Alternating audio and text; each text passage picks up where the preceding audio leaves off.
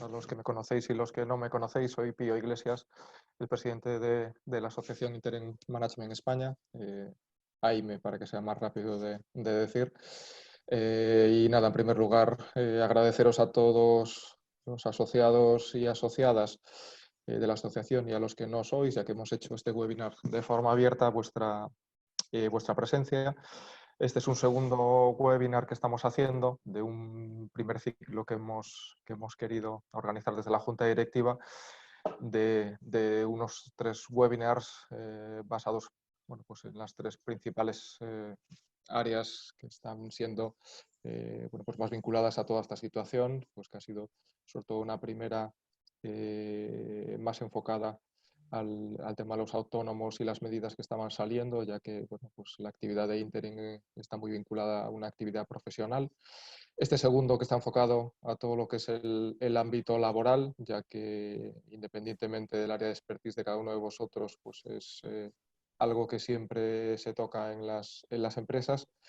Y un tercero que ya tenemos programado para el próximo 6 de mayo a las 5:30. Desde aquí os lanzo que os apuntéis todos, vinculado a lo que es la pata financiera, a la búsqueda y todas las alternativas de financiación pues, que está habiendo encima de la mesa. Hemos querido de alguna manera pues, recoger aspectos que en este momento pues, más están afectando a la toma de decisiones en las empresas, en todas estas áreas que os comentaba, porque al final los interims normalmente para lo que se les contrata y el expertise que aportan es en la toma de decisiones, ¿no? Está claro que ninguno, o yo por lo menos no conozco a nadie que tenga la varita mágica, pero sí que pues los interims es una figura que se sabe mover bien entre la incertidumbre y en situaciones de cambio porque las han vivido. Y como digo siempre, pues al interim siempre de alguna manera le va la marcha, ¿no? Y es capaz de, pues en situaciones donde hay muchas variables, pues también en base a su experiencia, pues ser capaz de tomar decisiones rápidos y procesar esa información. Por mi parte, poco más, un poco recalcaros y reiteraros que desde la asociación estamos tratando de seguir con nuestra actividad a través de esta manera, que es la que todavía nos toca y no nos queda más remedio que hacer, con lo cual también os invitamos a que cualquier otra temática que consideréis de interés nos la hagáis llegar para tratar de aportaros valor.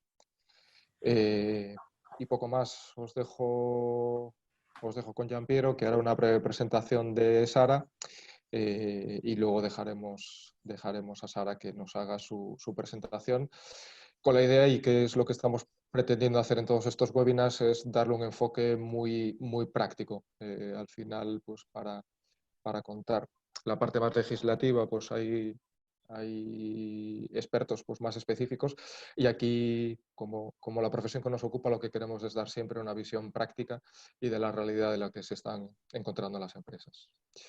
Giampiero, todo tuyo. Gracias. Buenos días a todos. Muchas gracias también por mi parte por vuestra presencia. Como dijo Pío, la idea de estos webinars es mirar lo que yo llamo la letra pequeña. ¿Qué quiere decir? O sea, confrontar lo que son los anuncios en prensa de parte del gobierno y que a bombos y platillos dicen que ninguno se quedará atrás y habrán ayudas, etcétera, etcétera. Y luego, ¿cuál es la realidad que profesionales interims y no interims, ejecutivos, directivos, se encuentran cuando quieran aprovechar de estas ayudas, bien sea como hicimos la semana pasada en los temas de autónomos, en esta ocasión específicamente nos concentraremos en el tema laboral y luego os llegará la invitación para el tema financiero. En el tema laboral tenemos el placer y el honor de tener en disponibilidad a Sara Cepeda, quien es licenciada en Derecho con un máster en Recursos Humanos y posgrado en Formación. acreditada como docente de teleformación y posgrado en gestión de proyectos y metodologías ágiles con diversos programas de especialización en recursos humanos y recursos laborales, y con una larga trayectoria trabajando en este sector, cuidando tanto la parte estratégica como la operativa en empresas de diferentes tamaños y diferentes sectores. En este momento trabaja de forma independiente, o sea, es una interim manager como nosotros, como en una asociación, y por lo tanto tiene muy bien enfocado, es lo que os decía Pío, el aspecto práctico de aplicación de las normativas y de los decretos que han salido, y bueno, y las dificultades que se consiguen en los directivos y las empresas en poder acceder a estas ayudas. Antes de cederle la palabra a Sara, os quería invitar a poner vuestras preguntas, a lanzar todas las dudas que tengáis en el apartado de preguntas, para que podamos ir haciendo esta sesión lo más interactiva posible, y sobre todo que cuando hayamos acabado las dudas que tengáis estén resueltas, que eso es lo que el objetivo principal de estos webinars. Queremos que sean de valor añadido y que resuelvan realmente las dudas que tenéis cuando tendréis que todos estamos afrontando estas situaciones y estas problemáticas. Sin más que añadir, entonces, Sara, te cedo la palabra. Hola. Bueno, primero que nada, buenos días. Muchas gracias a la asociación y a Piero y a Gianpiero por la presentación. Y bueno, voy a intentar aclarar un poco todas las cuestiones laborales, que han sido muchas que se han planteado desde el estado de alarma e incluso desde antes. Y para hacerlo he optado por poneros una presentación, porque creo que así los conceptos visualmente van a quedar más claros o van a permitir que los asimilemos mejor. Lo primero que voy a hacer entonces es compartiros mi pantalla para que veáis la presentación que tengo.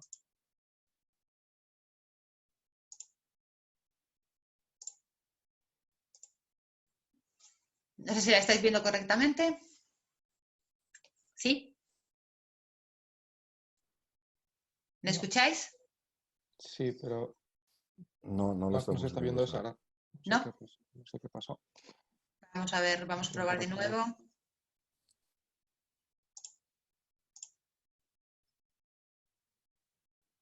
A ver, un segundo. Ahora sí.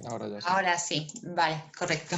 Bueno, primero que nada enfocar el tema, porque como bien decía Gianpiero, la semana pasada, y Pío, la semana pasada hablamos de las medidas de autónomos, y aquí cuando decimos que hablamos de medidas laborales, pues hablamos de las medidas de contratos laborales, es decir, tanto si se trata de una empresa, como si se trata de una cooperativa, como si se trata de autónomos que tienen contratados trabajadores, a ellos les son aplicables estas medidas, que no son incompatibles y de hecho deben ser simultáneas con las medidas que pueda el autónomo aplicarse a sí mismo para un cese de actividad.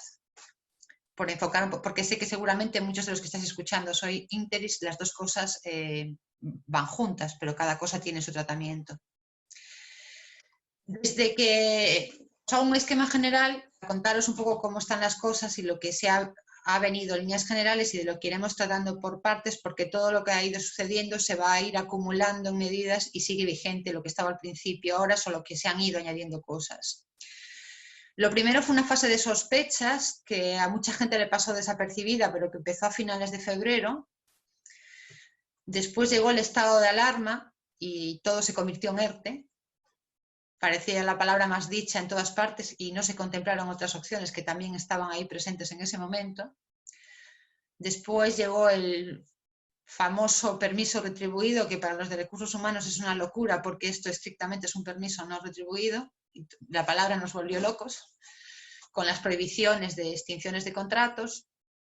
Ahora estamos en una fase en la que los ERTE se han ido ajustando, las prohibiciones se han ajustando, se están definiendo cosas y empiezan a aparecer las señales de que nos están hablando de que se va a acabar el estado de alarma. Ya si eso significa que se acaben los ERTE es otra cuestión distinta que está por ahí volando, por decirlo así. De la primera fase, de la fase de sospechas, lo cierto es que hubo gente que se puso a trabajar en ese momento. Hubo gente que, aparte de la parte de protección, que la íbamos escuchando un poquito como en su momento fue la gripe A, solo que efectivamente la escuchábamos menos que en ese momento. A mí esto me llamó mucho la atención, me sigue llamando muchísimo la atención, debo decirlo, esa ausencia de verdadero protagonismo de la prevención de riesgos, que en el caso de la gripe A fue lo que hicimos todos si estábamos en empresas. Ir como locos al prevencionista, exigir que nos analizaran riesgos. Yo no estoy viendo esto y espero verlo. Creo que quizá la mejor solución será para abrir, exigir que se haga una revisión de lo que es la prevención de riesgos en un local concreto antes de abrirlo. Pero lo cierto es que no tomó esa dimensión que tomó en su momento en el caso de la gripe A. Al mismo tiempo estaba empezando a hablarse más de teletrabajo. En España los datos de teletrabajo eran bajísimos, la transformación digital también nos ha pillado muy mal porque no avanzamos bien ahí. Y realmente quien más estaba hablando de teletrabajo es quien ya lo estaba empleando, aunque fuera parcialmente. Hubo empresas como Vodafone que hicieron un simulacro de teletrabajo total un día, ya 15 días antes de que empezara la situación, el estado de alarma. Y también hubo empresas mucho más pequeñas, pero que ya emplean el teletrabajo, que hicieron un montón de experimentos con esto y empezaron a ver cuántas personas hacían falta en la oficina, cuántas no. Yo os puedo decir que la semana anterior al estado de alarma teletrabajé totalmente y algunos de mis clientes, que no son tan grandes, pero sí están bastante avanzados en este terreno, ya cambiaron y ya repartieron instrucciones y vieron que algo se venía y que había que planificarlo muy bien. Pero lo cierto es que en muchos casos el estado de alarma del sábado por la noche, a las 12 de la noche, cogió a la gente casi de golpe, de repente y sin demasiadas planificaciones.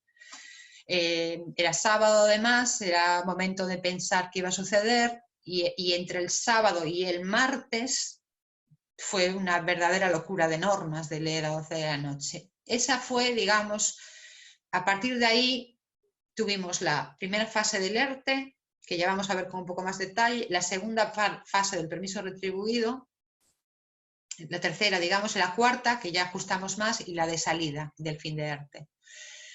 En relación a la de ERTE, de alguna manera el estado de alarma nos colocó a nivel empresarial a todo el mundo en una situación de semáforo en el que cualquier empresa, o era roja, o era amarilla, o era verde.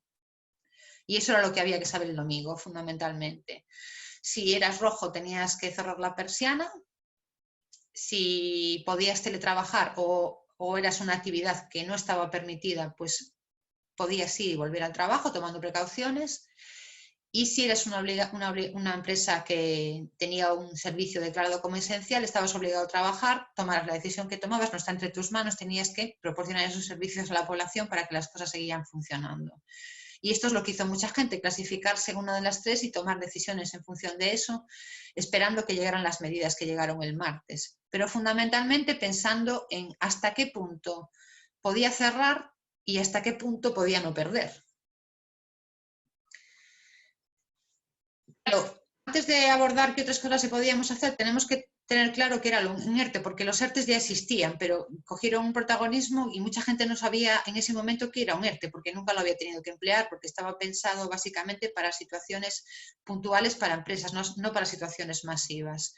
Realmente hay dos tipos de ERTE, y esto ya lo contemplaba la legislación: el ERTE top, económicas, técnicas, organizativas de la producción, y el ERTE de fuerza mayor. La primera está pensada realmente para situaciones coyunturales que se dan en una empresa concreta, de falta de abastecimiento o de problemas económicos, o de nuevos sistemas que hay que poner a funcionar, o nuevas cadenas de producción que requieren una parada.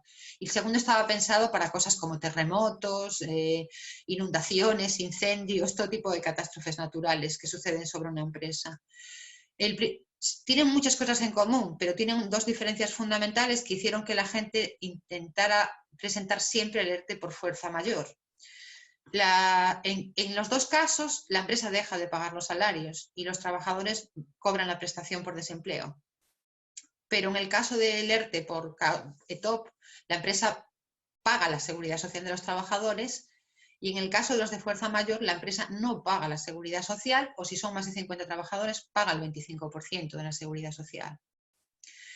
La otra gran diferencia es la tramitación. Un ETOP tiene una tramitación larga porque requiere consultas con los trabajadores, requiere un informe de inspección de trabajo, y ahora hay unas medidas especiales para este tipo de ERTES que lo reducen a un 577, digamos que nos ponemos en 20 días, y esto agilizando los trámites. Pero en un ERTE por fuerza mayor se presentan, y la presentación es un informe que no tiene formato. Ahora están intentando en las comunidades autónomas crear unos modelos que se están utilizando para tramitar, pero inicialmente los primeros días no tenían ni un modelo de presentación. Y la cuestión es que si lo presentas y en 5 días no te contestan, como es silencio administrativo positivo, significa que te lo han concedido. Con lo cual hay unas diferencias muy importantes. ¿Qué sucedía en relación al semáforo? Vale, las empresas verdes, las que están obligadas a trabajar, en principio no tenían ninguna opción de ERTE por fuerza mayor. Y con peros, un ERTE por ETOP. Pero en cualquier caso, no por fuerza mayor. Porque incluso están obligadas a mantener su actividad, como la sanidad privada, las residencias y tal. Ayer día 22, hay una aclaración que explica que este tipo de empresas, las esenciales, podrían tener un ERTE por fuerza mayor parcial, es decir, relacionado con aquellos trabajadores que no realizan la actividad que se considera esencial dentro de la actividad que desarrolla la empresa. Van cayendo ajustes, pero en principio esta era la idea. Las empresas amarillas, en principio, las empresas o cualquier empresa que esté teletrabajando, cualquiera que sea su actividad, podían en principio presentar ERTES ETOP, pero no ERTES por fuerza mayor, consideradas como tal. Y ahí vinieron los rechazos de este tipo de... Algunos fueron muy conocidos. Como inicialmente los hoteles no eran una actividad prohibida, los casos de los hoteles que se presentaron ERTES de hoteles fueron rechazados. Y de aquí también conocido el caso de Burger King, al que se lo rechazaron porque entendieron que ellos podían trabajar parcialmente sirviendo a domicilio. Entonces, en realidad aquí, los que pasaron esa fase de los 5 días como positivo fueron los de las actividades prohibidas, y además había una circular interna de inspección de trabajo que orientaba a que estos fueran los ERTES que se pasaban. Con el tiempo hemos ajustado, y ayer también porque evidentemente debe estar habiendo mucha picaresca en este campo, ayer también hay una novedad, y es que se aumentan las sanciones para cualquier ERTE fraudulento que se pueda presentar, y hablamos de sanciones de 6.200 euros a 187.000 por incumplir las normas. Esta era la situación, y esto es lo que mucha gente le volvió loco la primera semana. ¿Por qué yo sí, por qué no? Básicamente tenía que ver con el semáforo que se había montado. Vale, había algo que pensar y hacer antes del ERTE, porque sí, yo me quedé absolutamente sorprendida con las cifras de la primera semana. O sea, las asesorías no daban hecho, porque la gente le decía: a mí me haces un ERTE, cuarto y mitad de ERTE, me vas a poner un ERTE, me vas a poner 2 ERTES, como si eso no tuviera consecuencias y como si no existiera ninguna otra posibilidad. Y cuando en este momento todavía estábamos hablando de 15 días iniciales de alarma. Había muchas preguntas que hacerse antes de esto. Primero había que pensar si tienes varias actividades, porque hay que pensar en todas. De cada una de esas actividades había que pensar cuáles estaban totalmente prohibidas y cuáles no, porque hay empresas que tenían actividades en 2 colores del semáforo, o incluso en algún caso en 3 colores del semáforo. Si hay alguna de esas actividades que podría desarrollarse o potenciarse a causa de las circunstancias. Aquí he visto gente que su actividad secundaria se ha convertido en la principal. Pensó: vale, no puedo hacer esto, pero esto sí, y esto lo voy a hacer más en este momento. Estoy en posición de lanzar una nueva actividad adaptada al momento, es otra cosa que nadie pensó. Aquí conozco un taller de textil que se dedica a hacer ropa de niños, que se puso a hacer mascarillas como locos y además las hicieron con tela, que eran válidas para una primera protección, hicieron muchísimas y cambiaron toda la cadena. Y podían, porque en realidad lo calcularon, estimaron que el material que tenían servía, pidieron material específico para mascarillas y dijeron, vale, nos vamos a lanzar, no vamos a vender esto, vamos a vender otra cosa.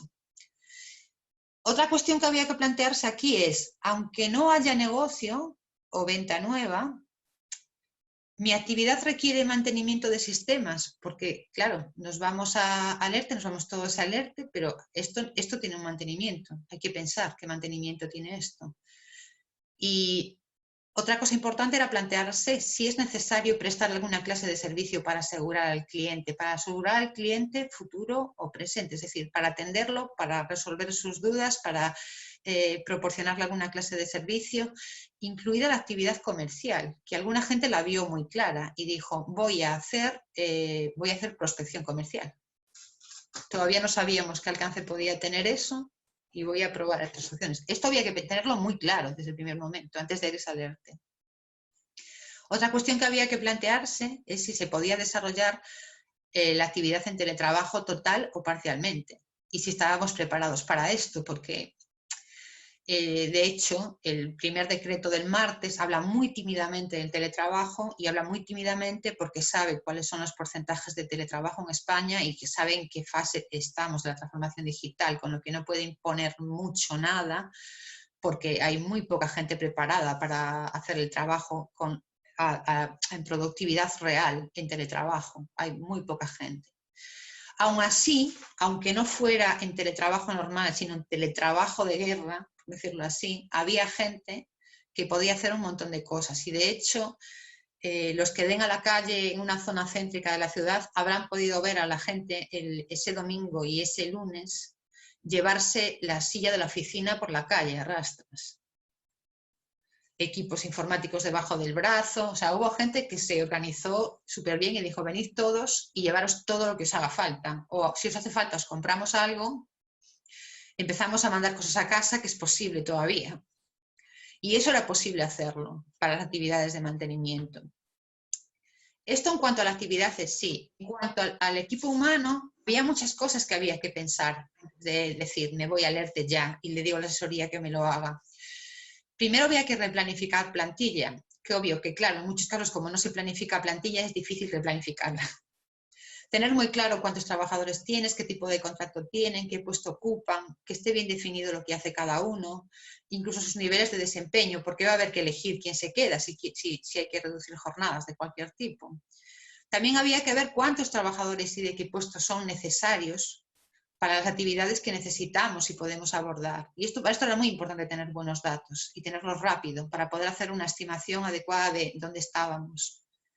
Y aunque el teletrabajo no sea posible, lo que os comentaba antes, sí que es posible era posible en algunos casos adoptar algunas medidas, unas buenas operativas, un buen sistema de comunicación.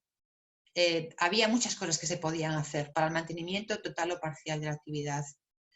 Y lo más difícil de todo era determinar quiénes van a trabajar, en el caso de que no puedan trabajar todos.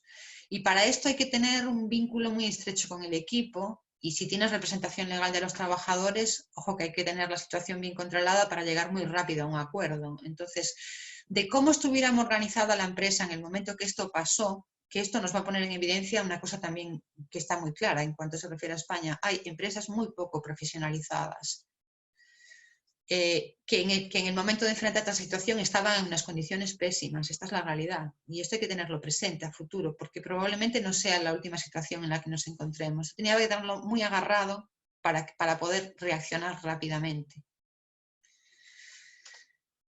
Había algunas cosas concretas en las que nos podíamos haber fijado y algunas empresas se hicieron y de hecho el gobierno se inspiró en ellos para adoptar la siguiente fase de la medida.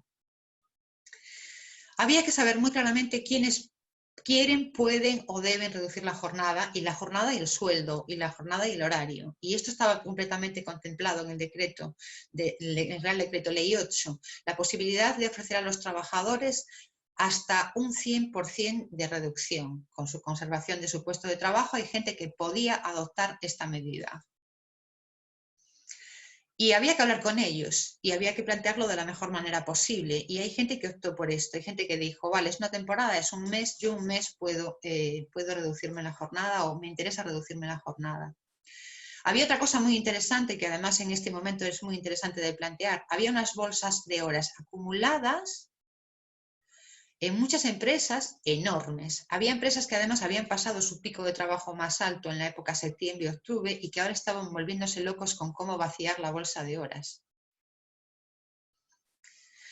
Y hay que recordar que esta bolsa de horas tenía que estar perfectamente documentada porque desde mayo del año pasado tenemos obligatorio un registro horario al que probablemente después de eso vaya a atacar inspección de trabajo, porque cómo va el control de este tema. Es una de las cosas que se podía hacer, sea en total o en parcial, era vaciar las bolsas de horas. Y además existía la posibilidad, que ya se pensó, que luego el gobierno fue a por ella, de crear una bolsa de horas para el futuro, porque nada impedía tener horas bajas de menos a hora y guardarlas para la vuelta, en la que mucha gente estimaba que, y sigue estimando que va a hacer falta trabajar mucho más. Pero alguna gente contempló esto, yo he visto algún caso muy bueno de estos. Sara, perdona, te interrumpo un segundito porque ya hay una serie de preguntas que Dime. no sé si quieres... Sí, perfecto. Carlos Gara te pregunta, ¿en una empresa de transporte de mercancías, que se supone que es actividad esencial, puede hacerse un ERTE? Y si el Pues en ERTE es principio, parcial, ¿es solo para algunos trabajadores? vamos a ver, en principio el ERTE se puede hacer siempre por causas económicas, técnicas, organizativas o de la producción. Otra cuestión es que, en principio, aunque lo presente, están rechazando y derivando a otro tipo de ERTE los ERTEs relacionados con lo que son fuerza mayor, los que dejan exento de seguridad social, al ser empresa esencial. Otra cuestión es que desde ayer, quizá parcialmente a la parte de personal que no hace estrictamente el transporte de mercancías se le puede aplicar. Lo vamos a ver en estos días. Él también preguntaba precisamente qué otras alternativas pueden ser mejores para reducir la plantilla temporalmente sin tener que aplicar el ERTE. Y tú estabas justamente hablando de las bolsas de horas, ¿no? Sí.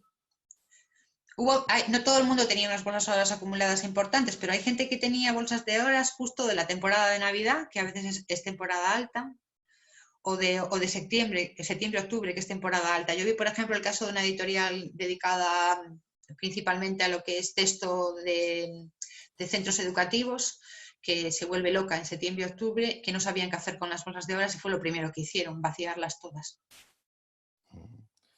También tenemos una pregunta de Ángel Espino.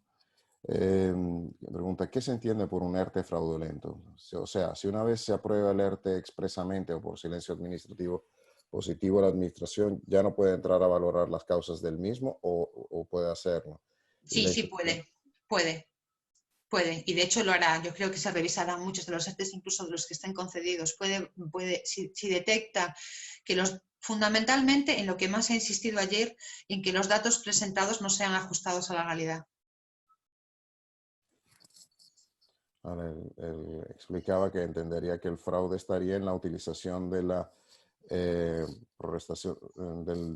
del desempleo fraudulenta si la medida de reducción de jornada a trabajar en vez de trabajar jornada completa en los días de aplicación del ERTE cobrando el desempleo.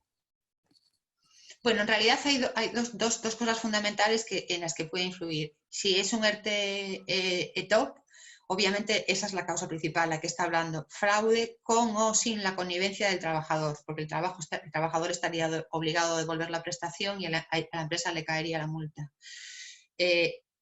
Esa sería la circunstancia. Y fundamentalmente, para hacerlo, se van a basar en que las circunstancias que se hayan alegado sean ajustadas a la realidad de la empresa en el momento. La segunda cuestión es que en el caso de los ERTEs por fuerza mayor tampoco se paga la seguridad social. Y ahí hablaríamos de la multa, de la devolución de las cuotas que correspondería pagar, más el recargo.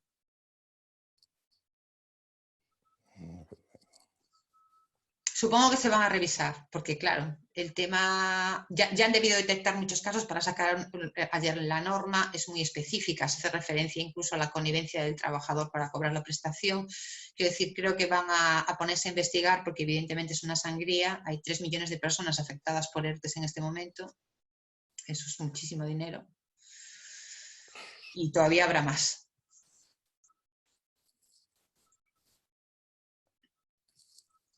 Bueno, creo que las preguntas hasta ahora están respondidas. Si alguno de los que han intervenido tienen alguna duda más, pueden comentar de nuevo y se las transmitiré a Sara. Por favor, continúa, Sara. Vale, había otra cuestión que también se planteó alguna gente, que era si hay alguna tarea pendiente que nunca se puede realizar a nivel de empresa, de estas que nunca puedes hacer, inventario de almacén, reorganización, análisis de cosas, todas estas, si se pueden realizar, o algún proyecto que nunca da tiempo a lanzar y estoy en condiciones de abordarlo, porque hay empresas que estaban en condiciones de abordar esto. Y no debemos olvidar que se habló mucho del fraude de las vacaciones. Esto estrictamente no es así. Es decir, las vacaciones en términos generales, del conjunto de las vacaciones del año, la mitad puede elegirlas la empresa y la mitad el trabajador. Es cierto que hay una limitación en el sentido de que las vacaciones deben ser comunicadas con 2 meses de antelación al momento del disfrute. Pero también lo es que si existía un acuerdo escrito, y eso tiene que ser un acuerdo voluntario, respaldado, bien firmado, era posible anticipar parte de las vacaciones en esta fase. Siempre de mutuo acuerdo. En realidad los acuerdos entre la empresa y los trabajadores se firmaron de muchos tipos. Los que hicieron bien los acuerdos los hicieron firmándolos. Y esto era posible. Básicamente a mí me sorprendió que una semana después ya estuviéramos hablando de 1,5 millones de personas afectadas por el ERTE, porque es que solo pensar esto y echar unos cálculos llevaba más tiempo. Parecía que había presa, parecía que regalaban los ERTEs. Eso fue lo más sorprendente para mí. Había varias cosas que además mayores que había que tener en cuenta y que eran muy importantes. La más importante es que si se acude a un ERTE, existe el compromiso de no despedir a los trabajadores en los 6 meses inmediatamente posteriores al fin del ERTE. Porque son para esto, para mantener el empleo.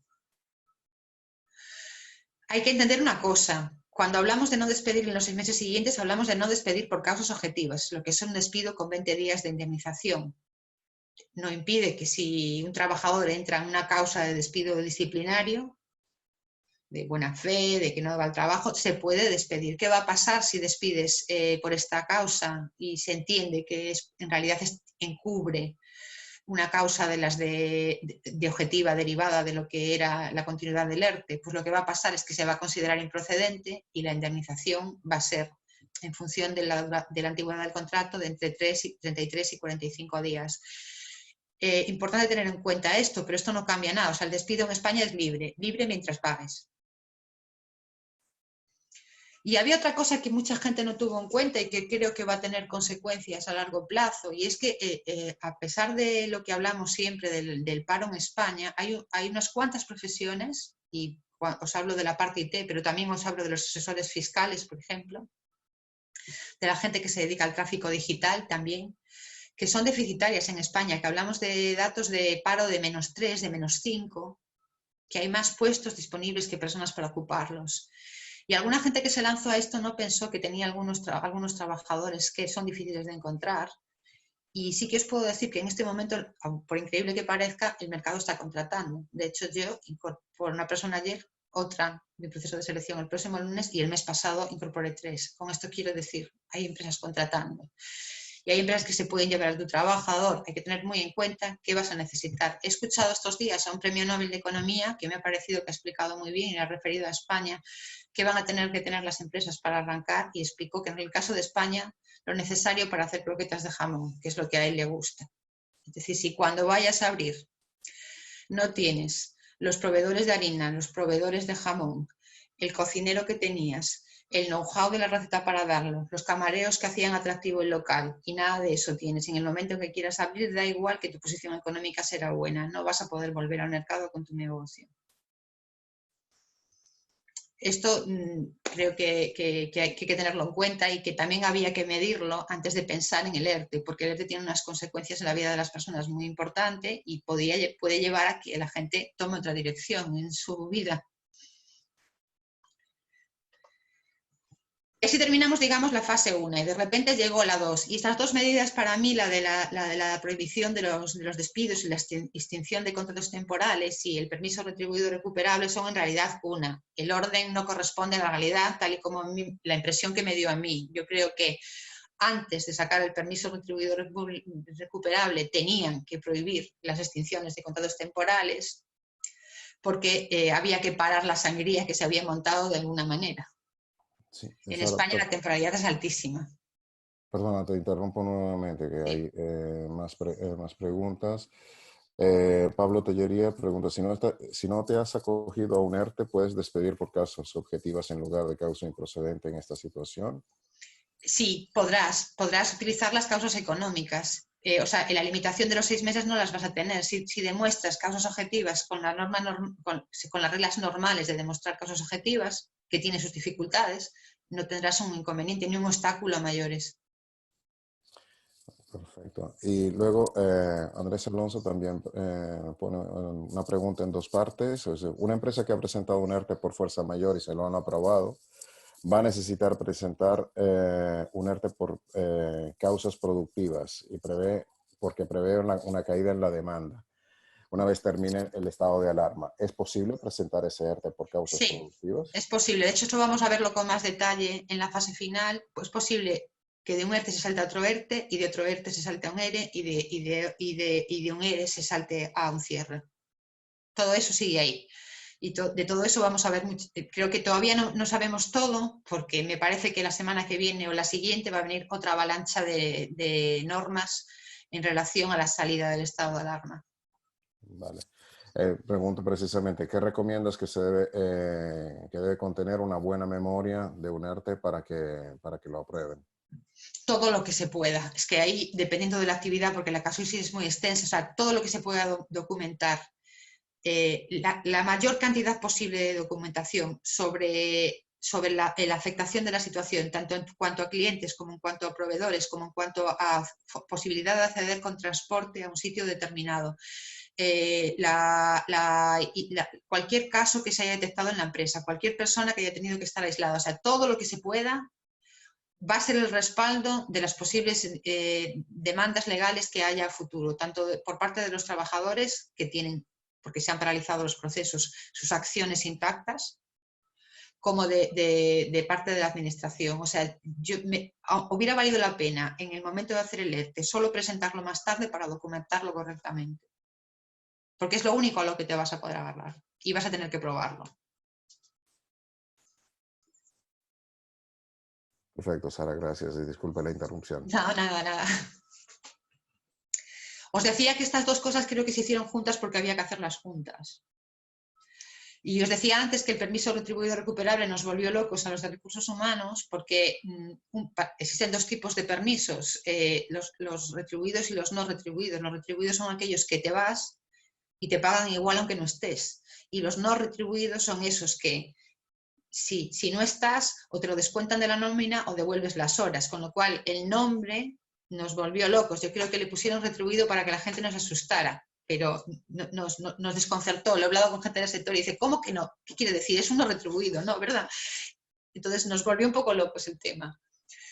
¿Qué significan las dos cosas? Primero hablemos de lo que fue prohibir los despidos y las extinciones de contrato. A ver, se trata de la prohibición de despidos objetivos, lo mismo que hablamos antes, que esto es lo que la gente a lo mejor le cuesta entender. Se prohibieron los despidos de 20 días, por decirlo así. Porque la causa en general se iba a entender que siempre era esta, el COVID-19. Pero siguen siendo posibles los despidos disciplinarios incluso en esta situación. A riesgo de, por supuesto, ser declarados improcedentes y con la indemnización de 33-45 días. ¿Por qué había que parar esto? Había que parar esto porque 1 millón de puestos salieron hasta llegar a esta fecha. Desde el 14 hubo 1 millón de salidas de empresa. De ese millón, 3/4 partes casi fueron finalización de contratos temporales y un 25% fueron despidos, empleando la fórmula objetiva o la fórmula de disciplinario. Pero aparte de los 3 millones de afectados por ERTE, teníamos este millón de personas sumando. Y eso no encontraban una manera de frenarlo, dado la estructura de temporalidad del mercado de trabajo en España. Quiero decir, Italia va a salir mucho mejor de esta porque su temporalidad es mucho menor, aunque parezca increíble, y parece que estamos en la misma posición. No estamos en la misma posición. Hay gente que está en ERTE que va a volver al trabajo, pero en España hay mucha gente que no va a volver a su trabajo de antes. Esto es una cosa endémica que llevamos muchísimos años arrastrándola. Entonces, ¿qué pasa con los contratos temporales? Que estas son las dudas que se plantearon. Con los contratos temporales, ¿de qué tipo son los que no se pueden extinguir? Pues son todos los que son temporales, los que, por decirlo así, los que tienen una fecha de contrato, los que sabemos que el contrato acaba el 23 de agosto. Contratos de fecha cierta. Tanto si son por una actividad concreta, como si son formativos, como si son de relevo o de interinidad. Estos no se van a extinguir. Lo que pasa es que se paran y el tiempo que ahora no se mueve durante el permiso retribuido, luego se suma a continuación. Digamos que si tenías el 23 de agosto, ahora paras este mes y terminarías el 23 de septiembre. Las dudas de todo el mundo fueron las mismas. ¿Qué pasa con los contratos de obra? Que hay muchísimos. Vale. Para dar por terminado un contrato de obra vas a tener que demostrar que la obra está completamente acabada o parada. Y con frecuencia la obra es para un tercero, hay que tener muy claro esto. Porque si no, el despido puede ser declarado improcedente o también en este caso puede ser nulo. Y nulo significa que no lo puedes despedir ni pagándole ni de ninguna manera. Ayer todavía se afinó más aquí. Aquellas personas que finalizaron un contrato y la causa que invocó la empresa fue no superación del periodo de prueba y la invocó después del 9 de marzo y salió la persona con una no superación de periodo de prueba, va a tener derecho a paro esa persona, aunque no tenga acumulados de atrás el tiempo suficiente para tener paro. Y contempló una cosa muy curiosa que no sé hasta qué punto se ha producido, pero entiendo que se ha producido en algunos casos. A mí me parece de dudosa legalidad, pero bueno, habría que verlo. Supuestos de gente que ha dejado su trabajo por baja voluntaria, que por baja voluntaria no tienes derecho a paro, y lo ha hecho porque tenía otro contrato para trabajar en otra empresa, y esa empresa a la que iba ha declinado su oferta de trabajo. Ya la tenía en la mano, ya la tenía firmada y le han dicho que no se incorpora. Bueno, esta gente va a tener paro. Digo que me parece dudoso porque me parece dudoso que un compromiso por escrito de estas características pueda no cumplirse. Habrá que verlo. Como todavía se publicó ayer, no sé cómo van a ejecutar esto. El caso es que si le ha pasado esto a alguien, tiene derecho a paro, aun siendo una baja voluntaria. Siempre y cuando eso se haya producido después si se trata de un caso que se ha producido después del 1 de marzo, en que ha abandonado la empresa después del 1 de marzo. Parece que lo que están pidiendo es una declaración escrita de la empresa que al final paró la oferta y no incorporó a la persona, diciendo que no se va a incorporar, con lo cual ya de alguna manera está diciendo: yo tenía un compromiso y no lo he cumplido. No sé cómo lo van a instrumentar. Yo digo, esto es de ayer y me tiene bastante intrigada, pero esto es lo que pone la norma.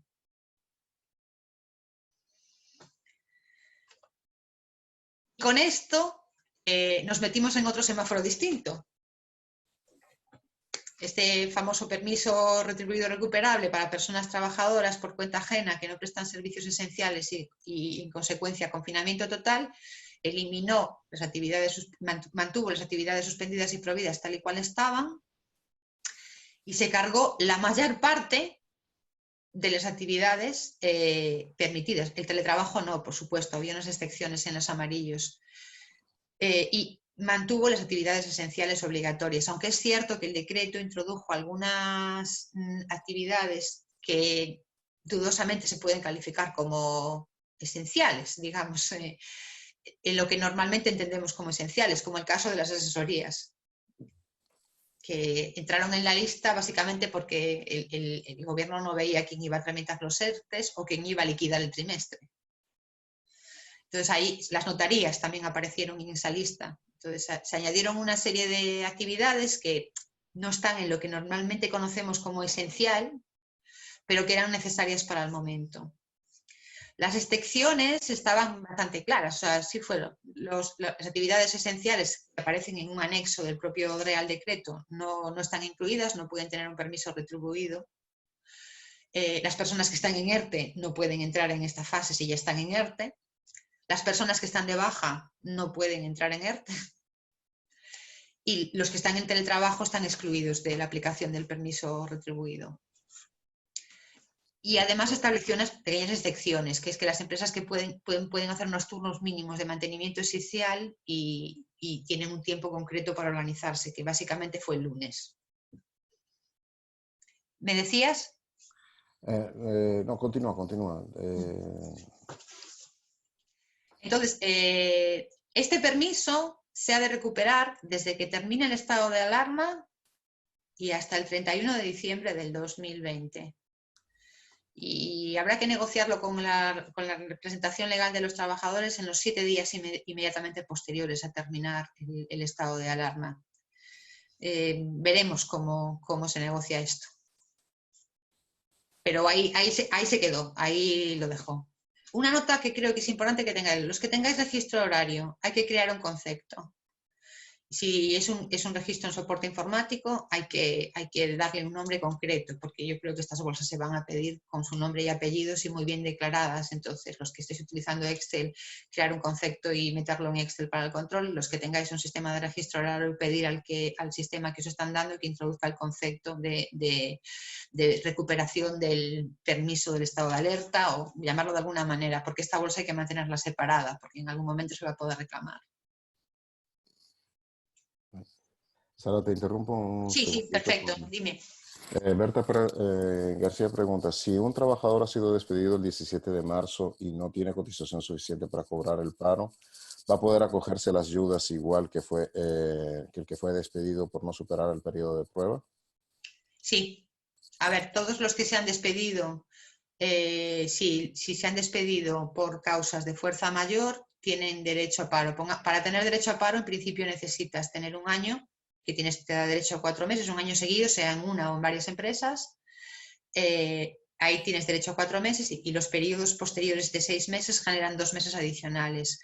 Lo que tiene de particular los ERTEs por fuerza mayor es que incluso aunque no tengas el periodo de carencia, que se llama el tiempo suficiente para generar paro, vas a tener paro igual, calculado en función de los meses que sí tienes. Y adicional a eso, si sí tenías una bolsa de paro acumulado, el tiempo que derive del estado de alarma no va a descontar de la bolsa que tenías acumulada. O sea, tu bolsa sigue igual, tiene el mismo tamaño. Eso tiene un límite, por supuesto, un límite de 3 meses que no se va a superar porque el estado de alarma no va a llegar tan lejos, ya verán la manera de graduarlo. Esa es una particularidad que se aprobó específicamente para este ERTE especial, porque normalmente no es así. Vale, gracias. Estaba comentando, Berta, Sara, perdona, que en este caso el despido sería, que no sería en un ERTE. Ah, un despido normal. A ver, Lo que sí. indica aquí sí, pone que no sería en un ERTE. Una persona que no ha despedido, dependiendo de la fecha, bueno, puede estar prohibido. Si está despedida, lo que le puede suceder en ese periodo de tiempo, a partir de la fecha, es que si el despido objetivo es, si fue después de la fase en la que se declaró que los despidos estaban prohibidos, en principio probablemente sea declarado improcedente y en vez de tenerla, y si le han dado la indemnización de 20 días, le den la de 33,45. Eso es lo más probable. Eventualmente, en algún caso concreto, podría ser declarado nulo.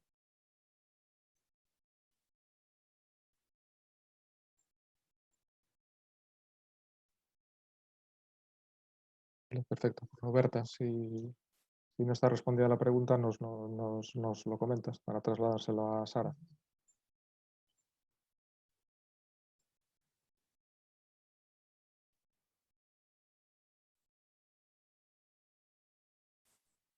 Aquí también hay otra pregunta de Ángel Espino. ¿Qué opinión merece la resolución tipo de los ERTES en el sentido de constatar la existencia de fuerza mayor alegada por la empresa a los solos efectos de agilizar el procedimiento y los efectos de protección que pudieran derivarse, y teniendo en cuenta lo manifestado en las declaraciones responsables de la solicitud presentada y sin perjuicio de su posterior comprobación en la autoridad laboral?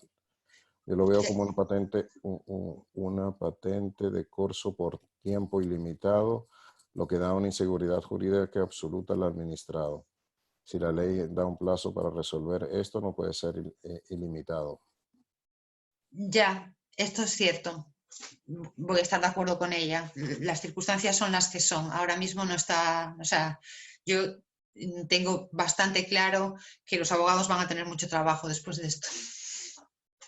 Efectivamente,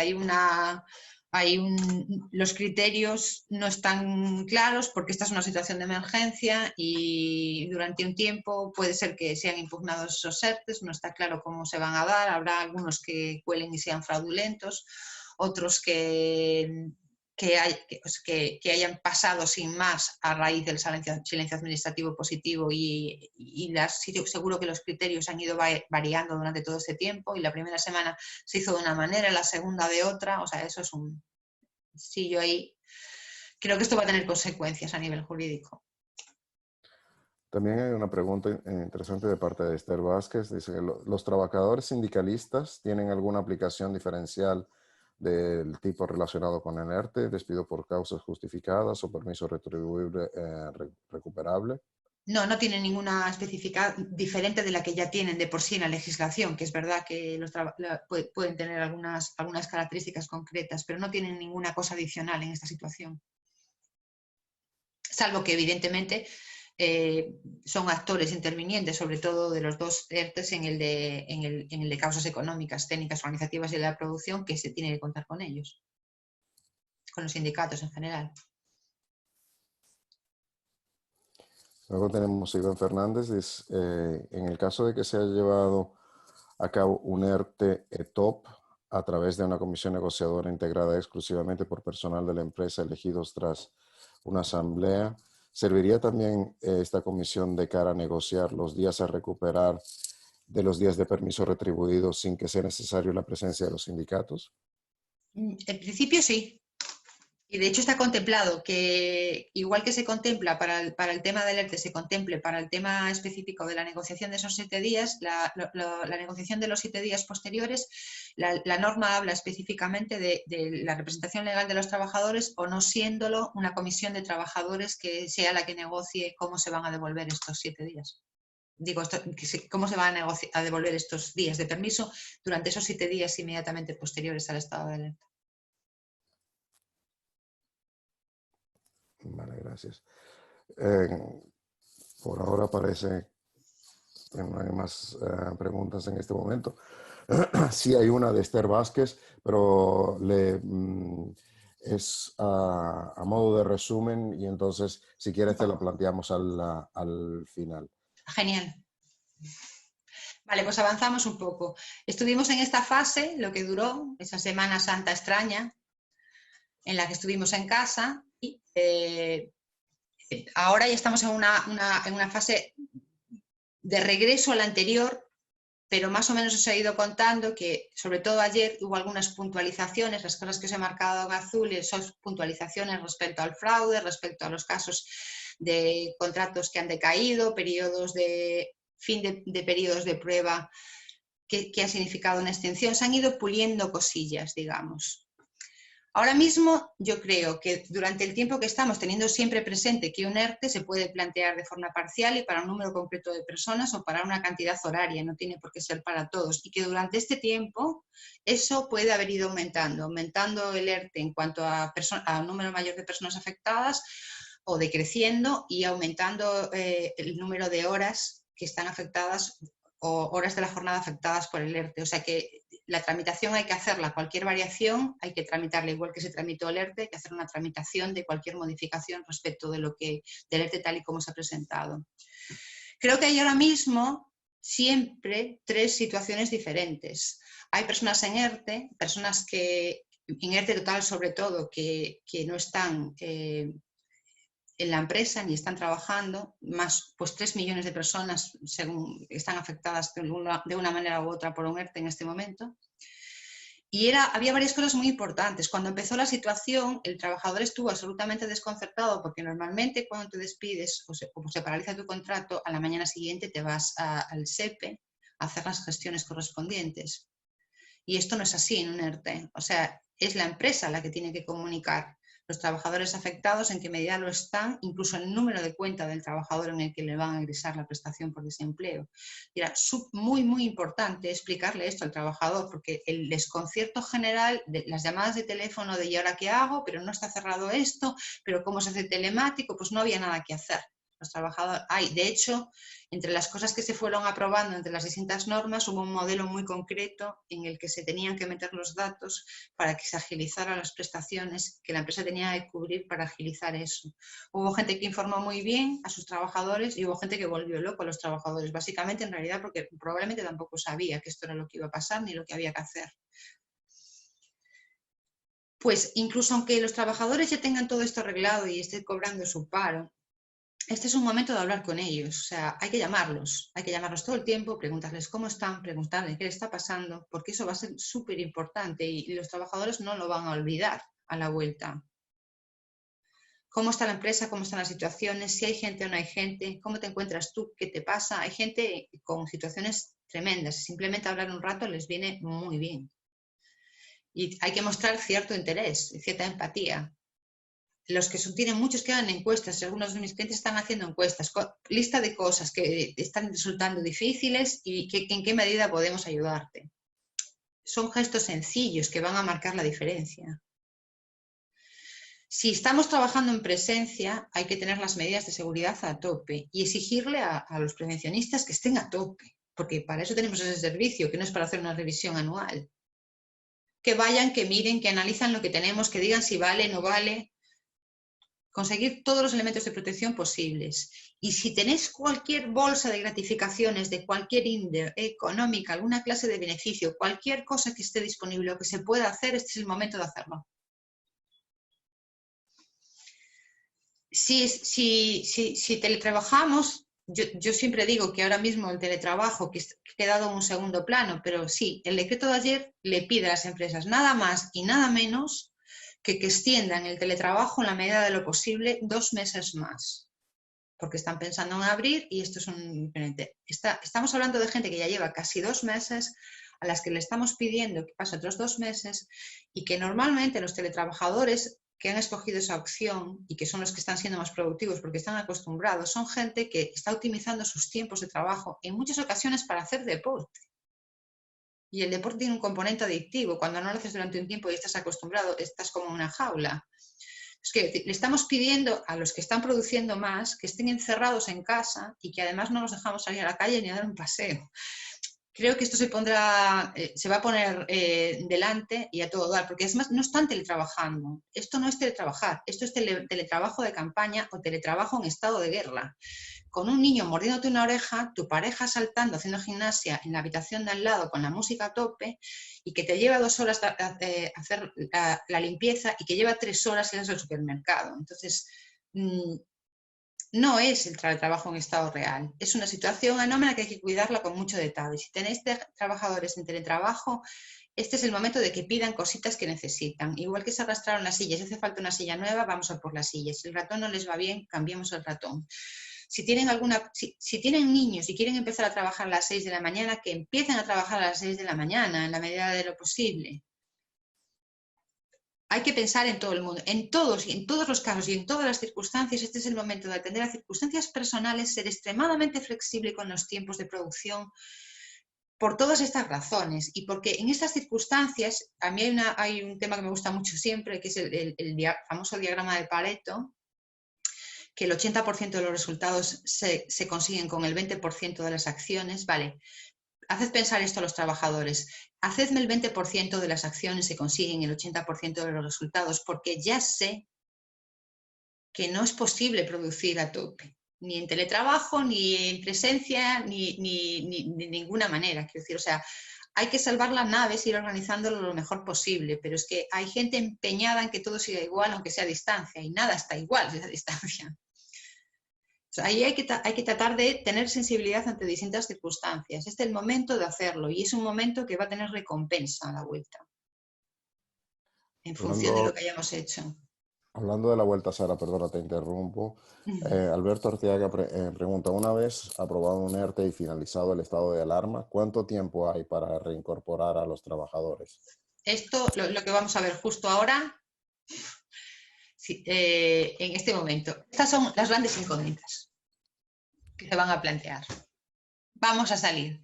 Todo lo que hemos dicho para entrar es aplicable para salir. Todo esto habría que medirlo otra vez para salir. Y hay que estar empezando a pensar ya en esto. Si se acude a un ERTE, existe el compromiso de no despedir a los trabajadores, como habíamos visto en los 6 meses inmediatamente posteriores. Solo recordar esto. Pero el ERTE, por fuerza mayor, por COVID-19, en teoría, según la ley 8, en teoría, finalizaba al terminar el estado de alarma. Pero ya hay constancia de que los agentes sociales están negociando con el gobierno la posibilidad de que esto no sea así, de que termine el estado de alarma y que el ERTE por fuerza mayor siga siendo posible. No tenemos resultados, sabemos que ha habido reuniones y sabemos que se ha anticipado que algunos sectores quizá termine el estado de alarma como tal, pero puedan continuar en el ERTE por fuerza mayor. ¿Cómo lo van a hacer? Nadie lo sabe, pero hay reuniones. Ya las ha habido varias, e incluso ha habido alguna declaración puntual en la que se ha hecho referencia a esa reunión y a esta posibilidad, sobre todo para los sectores más afectados. Entonces, realmente, no, parecía muy claro, en la primera norma parecía clarísimo que eso era así, pero ahora ya estamos hablando de que no va a ser así. Entonces, esto está en el aire. Evidentemente hablamos de los de fuerza mayor. Los ERTEs por ETOP no finalizan por el hecho de que termine el estado de alarma, finalizan en base a las circunstancias que lo condicionaron, específicamente que ha alegado la empresa. Por esto, esta documentación que presentaban es súper importante, porque el alargamiento de los ERTEs por causas económicas y técnicas será posible hasta el límite en que las circunstancias alegadas den base suficiente para alargarlo.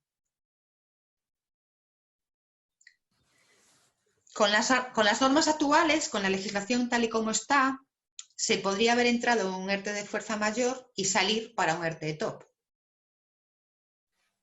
O sea, un ERTE detrás de otro ERTE, que también es algo que preguntaron antes. Esto no hay ningún obstáculo que impida esto en este momento. A mayores de eso, se podría pasar de un ERTE o de un primer ERTE o de un segundo ERTE a despidos individuales. Esto sí, claro, pagando lo que hay que pagar, o a despidos colectivos, a ERES, expedientes de regulación de empleo. Los despidos disciplinarios individuales pueden hacerse, se declararán improcedentes en la mayoría de los casos. Yo creo que esa será la respuesta. Bueno, de hecho se declara improcedente muy fácilmente un despido, o sea, hay que tener una fundamentación muy clara con unas pruebas muy documentadas para que si hay una reclamación por improcedencia no se consiga. Yo he visto casos en los que era evidente que el despido estaba más que justificado y aún así se ha declarado improcedente. Si estamos en un ERE, hay que tener en cuenta lo que comentamos antes, que también lo preguntamos. Aquí se está hablando ya de la posibilidad de que si se va a un ERE después del ERTE, haya que devolver las cotizaciones de la Seguridad Social no pagadas por el ERTE de fuerza mayor. Está en el aire esto. Igual que el tema de fraude. Pero sobre todo hay una cosa que tenemos que tener en cuenta y que es muy importante. Si una empresa tiene dificultades, va a haber muchas empresas con dificultades reales, no es que se las inventen, no sean fraude, puede ir al concurso de acreedores. Y esto es lo mejor que puede pasar, porque si una empresa va al concurso de acreedores porque no puede asumir el pago de los salarios, las indemnizaciones las cubriría Fogasa. Pero si una empresa coge y cierra la persiana, la reclamación de las indemnizaciones puede durar hasta 2 años.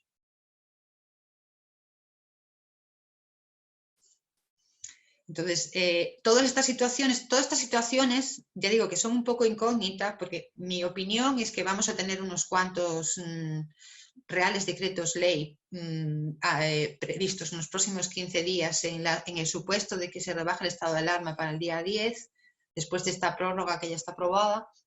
Yo creo que vamos a tener otra tanda de medias noches leyendo el BOE, que yo no recuerdo haber leído tanto BOE desde que terminé la carrera. Entonces, ahí va a haber que contemplar, y en eso se estará pensando ya, cómo se frena la salida. Otro millón de salida,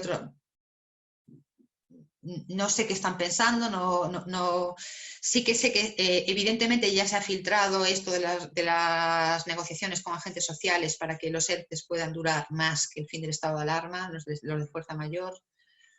Y habrá que ver cómo se organiza esto, pero lo cierto es que como toda situación nueva, empezamos en estado de shock, ahora estamos en lo que todo el mundo llama la travesía del desierto, ¿no? Porque ya se nos hace largo y estamos deseando salir, pero no tenemos muy claro cómo salir, y yo creo que habrá otro golpe fuerte a la salida, otro shock con otras medidas nuevas que supongo que están articulando en este momento. Pero vamos, aquí hay muchísimas incógnitas, yo soy la primera que tiene un montón. Sí, me imagino. Si me permites, Sara, voy a intentar darle voz a uno Y de de los... hecho yo realmente ya las preguntas o sea, la exposición termina, las preguntas que queráis hacerme ya. Ah, perfecto. Le voy a dar voz a Ángel Espino, que escribió un comentario y entonces preferiría que lo hiciera directamente en vivo. Si lo consigo. Ok, aquí está. Ángel, he habilitado, si activas tu micrófono puedes hablar.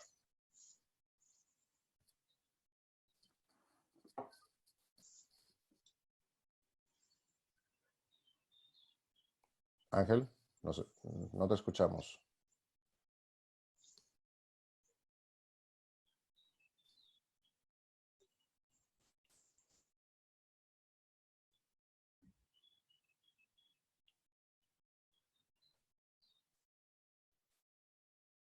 No se le escucha.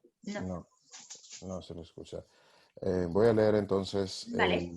el comentario que escribe. Respecto a la revisión por posibles ERTEs fraudulentos, considero que en el silencio administrativo positivo o con resolución expresa, la futura revisión de los mismos choca frontalmente con lo siguiente. La ley 3915, el artículo 24, dice, solo el silencio administrativo en procedimientos iniciados a solicitud del interesado. En los procedimientos iniciados a solicitud del interesado, el vencimiento del plazo máximo sin haberse notificado resolución expresa legítima al interesado o interesados para entender la estimada por silencio administrativo. 2. La estimación por silencio administrativo tiene a todos los efectos la consideración de acto administrativo finalizador del procedimiento. Y 3. En los casos de estimación por silencio administrativo, la resolución expresa posterior a la producción del acto solo podrá dictarse de ser confirmada del mismo por el artículo 11 del Real Decreto 1483 del 2002, el informe de la Inspección de Trabajo y Seguridad Social. 4. La Inspección de Trabajo y Seguridad Social informará cuando compruebe que concurre fraude, dolo, coacción o abuso de derecho en la conclusión del acuerdo adoptado en el periodo de consultas. Además, si se considerase que el acuerdo tiene por objeto la obtención indebida de prestaciones por desempleo por parte de los trabajadores, así será constar en el informe para su valoración por la entidad gestora de las prestaciones por desempleo. El informe deberá ser evacuado en el improbable plazo de 15 días desde la notificación a la autoridad laboral de la finalización del periodo de consultas. Por lo tanto, una vez evacuado el informe de la inspección en la tramitación del ERTE, entiendo que después ya no puede entrar a valorar nuevamente el ERTE. Lo que está comentando a mí es rigurosamente cierto y se nota que además conoce la materia perfectamente y probablemente es difícilmente rebatible. También te diría que la Ley de Transparencia Informativa del año 2015 obliga a comunicar todos los proveedores que tiene el gobierno en todo caso, y los contratos nos han subido en todo este periodo de tiempo. Creo que empezaron a subirse el lunes. Entonces, si eso que comenta es cierto y estrictamente es así, y seguramente será un objeto de controversia, yo no tengo claro que no empiecen a alegar que, dado el volumen, no fue imposible hacerlo de otra manera. O sea, no tengo claro, no tengo la seguridad jurídica de que en base a esas normas que me parecen completamente correctas no vaya a suceder. No tengo claro. Comentándolo con un experto el otro día me decía que tampoco lo tenía claro, que en teoría es así, pero que, bueno, que no tiene claro cómo se van a realizar las revisiones, dado el volumen, los miles, que es una situación nueva. Vale. Carlos Gárate pregunta, ¿cuál es el número mínimo de trabajadores implicados para poder acoger un ERE? Pues fíjate, eso no lo recuerdo de memoria. Pues pido colectivo, no recuerdo cuál es el número exactamente. No quiero decirlo y cometer un error. Te lo consulto y te doy la respuesta, porque ahora mismo no me viene, no soy capaz de recordar cuál es el número mínimo. Y luego amplía la pregunta preguntando, ¿qué condiciones debe cumplir una empresa para poder entrar dentro de un ERTE por causas económicas? Pues no, básicamente para entrar en... Es que es un ERTE por causas económicas, técnicas, organizativas y de la producción. Son 4 tipologías de causas, digamos. Pues económicas es la más sencilla, digamos. Pues tiene un problema de solvencia, por decirlo de alguna manera, o no puedo hacer frente a los gastos. Técnicas pueden ser causas derivadas de un tema relacionado pues, con la maquinaria, algún elemento que necesita para hacer lo que hace normalmente en el día a día. Organizativas, pues pueden ser causas relacionadas con que no puede, bueno, pues ya como la palabra lo dice, ¿no? Es que según la empresa o el tipo de empresa, digamos, organizativo puede tener un significado o otro. Para una empresa industrial, un organizativo no es lo mismo que para una empresa del conocimiento. Puede faltarle cierta imposibilidad de reprogramar el equipo para adaptarse a una circunstancia determinada y necesita parar para organizarse un tiempo determinado y hacerlo de una manera concreta. En técnicas también se podrían incluir elementos como que ha cambiado una tecnología que tú no tienes y necesitas un mes para tener esa nueva tecnología que ahora se aplica es necesario para fabricar, por ejemplo, tu producto. En general son técnicas, son cuestiones que son imprescindibles para desarrollar tu actividad, de esos 4 caracteres, cada una de un carácter diferente, que concurren de tal manera que la única opción que tienes es parar o parar parcialmente para poder rearmarte y reorganizarte y continuar la actividad como alternativa a despedir gente, por decirlo así, porque el objetivo último de un ERTE es poder hibernar la actividad durante un tiempo, no tener que pagar a los trabajadores ni tener que asumir ese gasto para poder rearmarse, para poder reabrir, digamos. Ese era el objetivo inicial de un ERTE, una parada temporal en la que no asumes los costes de los salarios, aunque sí los de la seguridad social, porque en el ERTE que no es por fuerza mayor, los de seguridad social los tienes que pagar, que te permite continuar. Pero son muchísimas, quiero decir, es que dependiendo de la empresa, cada empresa puede alegar económicas, técnicas, organizativas en la producción en función de lo que haga. Alberto Ortega pregunta, ¿para un expediente de regulación se tramita si afecta un mínimo del 10% de la plantilla? O sea, con un mínimo de 10 trabajadores afectados si la empresa tiene menos de 10 trabajadores. No, menos de 100 trabajadores. Perdón, menos de 100 trabajadores. Se puede tramitar un expediente de regulación de empleo, sí. No, creo que ese límite es el correcto, el 10%, que lo recuerdo. Ya os digo que los ERES en este momento no... o sea, sí que hay unos límites concretos, pero sí que no voy a entrar en profundizar un poco en el tema de los ERES, espero que venga después. Vale. Y si te parece, Sara, entonces Sí, para acabar. te presento dos preguntas como que resumen. Esther Vázquez que preguntaba, en resumen, a fecha 16 de marzo, ¿cuál era la acción más adecuada para actuar por las empresas? Y Alberto Al lunes 16 de marzo no había una sola opción posible. Pero en lo que es el lunes, durante el lunes mismo, era momento de pensar, no momento de plantear el ERTE. Esto lo tengo clarísimo. Había tiempo de plantear el ERTE. No, o sea, plantearlo el lunes yo creo que solo era recomendable para alguna empresa muy concreta que sabía, desde luego, que estaba en el caso de actividad prohibida y que tenía pues un bar que tenía 2 camareros, tenía poco que pensar, lo podía haber pensado todo el domingo. Ni podía teletrabajar, ni tenía muchas opciones de organizarse, y salvo en el caso puntual de que sirviera comida a domicilio y se lo planteara como una alternativa, tenía poco que pensar y todo lo que podía pensar lo podía haber pensado el domingo. Quiero decir que quizás se lo podía plantear ya. Pero en la mayoría de los casos, al menos debieron de tomarse algunos días para pensar alternativas de la lista que os comenté, porque no pasaba nada por presentarlo el viernes. Y también para informarse, en mi opinión, de cuáles eran las consecuencias, tanto a nivel puramente jurídico, de la imposibilidad del despido los meses después, sino también para entender qué otras cosas podían haber afectado, incluso para tomarse un tiempo para hablar con esos empleados, aunque fueran pocos, uno por uno, y ver la situación, porque a lo mejor a alguien se le ocurría alguna idea, o para ver para pensar un poco en qué hay un mañana, quiero decir, sin salir corriendo. Entonces, las asesorías no tuvieron tiempo y a mí me consta que no contestaron ninguna pregunta, o sea, les dijeron, a mí me haces el ERTE y ya está.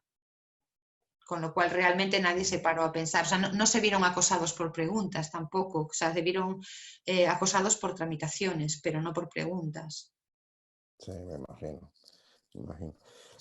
Entonces, en este escenario incierto y sobre todo en lo que viene al futuro, la pregunta es la siguiente. Nosotros a la final somos una asociación de interim managers. ¿Qué crees que pueda ser el rol de los interim managers en este escenario y en las próximas semanas a venir? Pues vamos a ver, yo para mí, al margen de que la situación es tremenda y que va a tener graves consecuencias para la economía en general, creo que no todos, pero una parte de la población será consciente de hasta qué punto la falta de profesionalidad en algunas empresas o el no tener las cosas organizadas de la manera correcta ha hecho muy difícil tomar otras decisiones que no fuera el ERTE. Y en el campo de recursos humanos en particular, yo sí percibo que es una de las primeras veces que los recursos humanos que son siempre el hermano pobre de las empresas. Sí se ha puesto en evidencia que hacía falta tener mucho más controlado lo que tenías en la empresa, más datos más actualizados, mejores definiciones de puestos, una estructura más sólida y una capacidad que permitiera organizarse en un espacio más corto de tiempo. De hecho, yo creo que estamos hablando ya de la posibilidad de que haya repuntes o periodos en los que esto se repita y habrá que montar muchos planes de contingencia que afecten tanto el ámbito de recursos humanos como a otros aspectos operativos de la empresa, porque habrá que replantearse cómo hay que organizar esas cosas para que sea posible hacer maniobras más rápidas o adaptarse a circunstancias concretas que se pueden repetir. Sí que creo que es un buen momento. No está claro ahora quién lo verá con mayor claridad, pero creo que en ese sentido es una oportunidad y que hay que coger músculo, que este es el momento de estudiar, que este es el momento de especializarse en aquellos campos que puedan ser necesarios. Y de estar al día con todo lo que se mueve, de saber todo lo que está sucediendo y vamos, de no dormirse, de estar muy, muy atento y muy espabilado para estar preparado para lo que viene. Y eso es precisamente Creo que es el valor agregado principal que los interim managers podemos ofrecer a las empresas, ¿no? Esa capacidad de poder reaccionar rápidamente y manejar situaciones de incertidumbre tan drásticas como esta y aún más las menos drásticas, pero estamos realmente en un escenario desconocido y creo que esa es mi opinión personal. Sí. Te puedo decir un caso concreto de una empresa con la que trabajé el año pasado, con la que hablé, porque les pregunté qué tal estaban y tal, y me dijo bueno, que estaban bastante bien, que estaban organizándose, que estaban teletrabajando en parte y que estaban muy contentos de haberse organizado el año anterior, porque no sabían que sería más difícil organizarse ahora si no tuvieran algunas cosas mucho más ordenadas. Sí, está claro que son momentos de flexibilidad, de rapidez, de independencia y, bueno, y de experiencia y saber navegar en aguas turbulentas, ¿no? Yo creo que eso son valores que están totalmente ligados a nuestra actividad de interim management. Pues oye, Sara, por mi parte, agradecerte mucho tu explicación, el hacerla también de una forma muy pragmática y práctica para los que son expertos en la materia y los muchos que no lo somos, porque bueno, yo creo que son, como hemos hablado, temáticas que de una u otra manera todos los interims se van a tener que enfrentar en la toma de decisiones en próximas fechas. Y poco más, emplazaros, como os decía al principio, a nuestro próximo webinar de temas financieros que tendremos el próximo 6 de mayo y os esperamos a todos allí. Ya, Piero, no sé si quieres... Nada, un placer. Sara. Gracias, Sara. Muchísimas gracias por tu disponibilidad y por los conocimientos que nos has aportado y las informaciones que nos has aportado. Y gracias también a todos los espectadores por las preguntas que han colocado. Espera un momento, que hay un par de preguntas más. No, están agradeciendo. Dándonos gracias, sí. Están agradeciendo.